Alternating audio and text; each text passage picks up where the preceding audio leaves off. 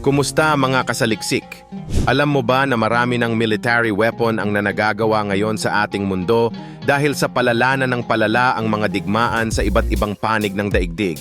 Kaya mula sa powerful na GAU-8 Avenger hanggang sa Bastion P na kinatatakutan ng mga bansa, ay pag-usapan natin ang 10 makapangyarihang military weapon na kinatatakutan sa ating planeta.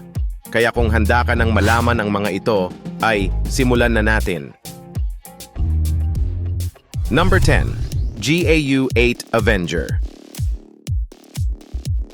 Ang GAU-8 Avenger ay isang napakalakas na machine gun na idinisenyo para gawing scrap metal ang mga tank. Base ito sa lumang disenyo ng Gatling gun, ngunit ginawa itong mas malaki at mas malakas. Kayang magpaputok ng 65 rounds bawat segundo matapos ang unang segundo ng pag-trigger, gamit ang 30-173mm rounds na maaaring armor-piercing o high-explosive incendiary na nagdudulot ng matinding pinsala. Dahil sa sobrang lakas ng GAU-8, pinili ng mga taga-disenyo na limitahan ang pagpapaputok sa 1 hanggang 2 segundo lamang. Ito ay upang maiwasan ang labis na pinsala na maaaring idulot kung ito'y magpaputok ng tuloy-tuloy. Number 9. Ang Uran 9. Ang Uran 9 robot tank ay isang Russian-made unmanned vehicle na naglalarawan ng future warfare kung saan hindi na kailangang nasa battlefield ang mga sundalo.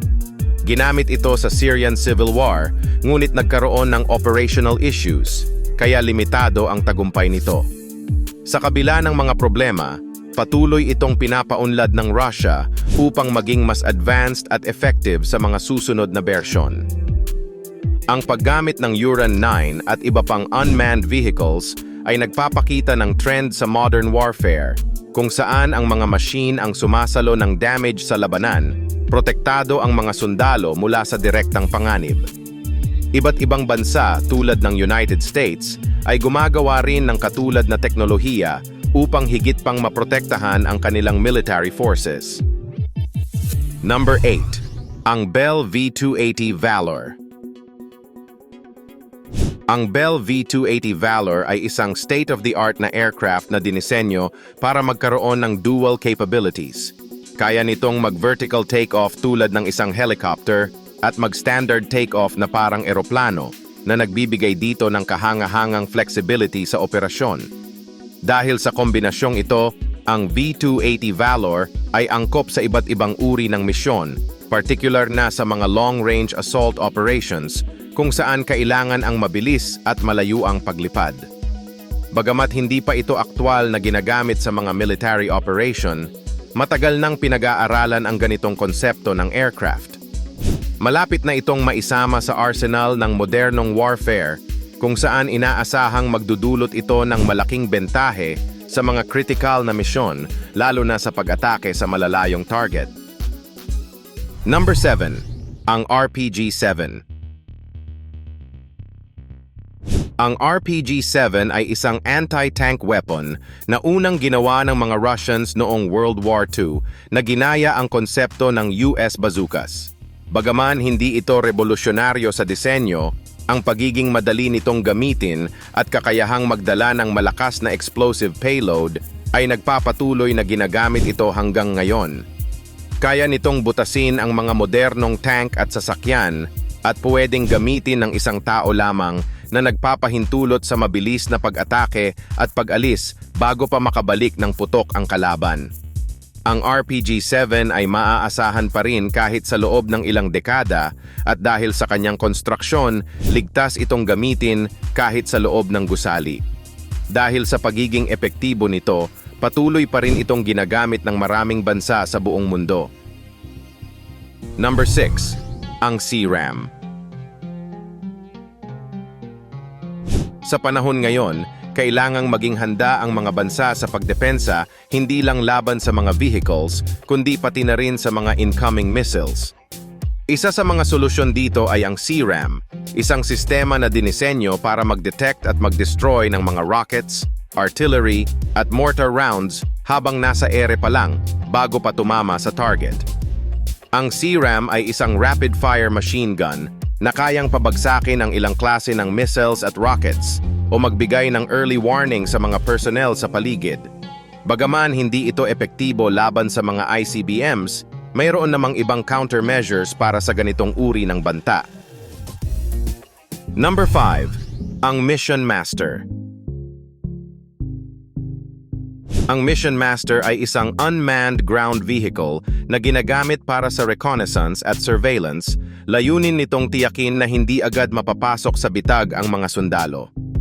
Bukod sa pagiging stealthy, maaari rin itong magamit para sa tactical overwatch, CBRN detection, at medical evacuation. Kayang magdala ng hanggang 600 kilogramo sa lupa, kaya ito ay epektibo sa mga rescue missions.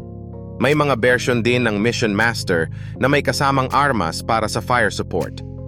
Ang ganitong teknolohiya ay nagpapakita ng direksyon ng modern warfare, kung saan binabawasan ang panganib sa tao sa pamamagitan ng paggamit ng mga advanced machines sa battlefield. Number 4. Ang MG3. Ang German MG3 machine gun ay isang klasikong armas na ginagamit na ng higit sa kalahating siglo at hindi pa rin ito tinatanggal ng mga German mula sa kanilang arsenal.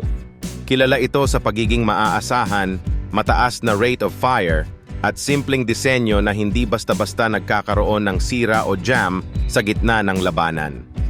Sa kabila ng pag-usbong ng mas modernong baril, nananatiling pinipili ang MG3 ng mahigit 40 bansa na patunay ng kahusayan at tibay nito sa larangan.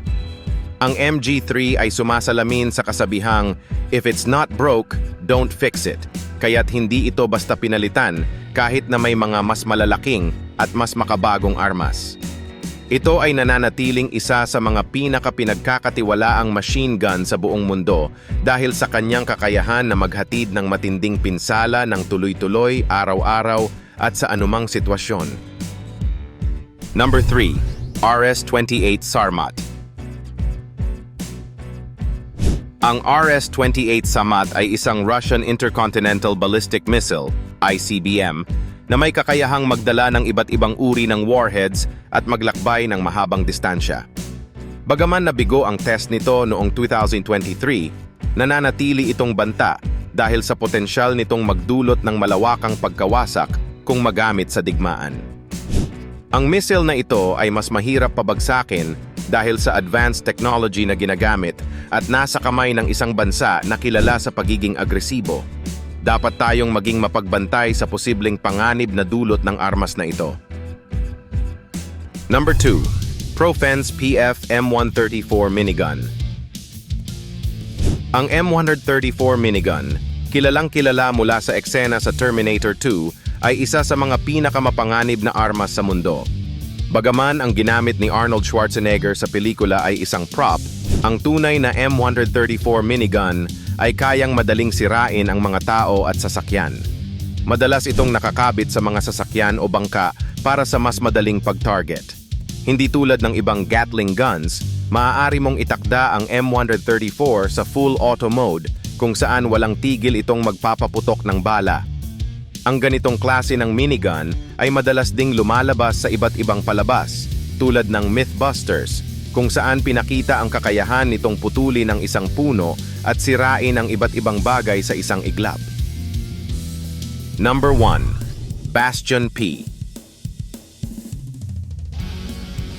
Ang Bastion P ay isang defensive missile system ng Russia na idinisenyo para protektahan ang kanilang mga baybayin laban sa mga banta mula sa dagat tulad ng mga barkong pandigma ng mga kalaban tulad ng United States. Ang mobile platform na ito ay kayang maglunsad ng missiles na may abot na 300 kilometro at maaari ring magdala ng nuclear warhead na nagbibigay dito ng kakayahang pumatay ng malalaking target at magdulot ng matinding takot sa mga kaaway. Bukod sa kakayahang mag-target mula sa malayo, ang mobility ng Bastion P ay nagbibigay dito ng flexibility para maglipat-lipat ng posisyon para sa mas epektibong pag-atake. Ito ang isa sa mga pangunahing depensa ng Russia laban sa mga naval threats na maaaring magtangkang pumasok sa kanilang teritoryo.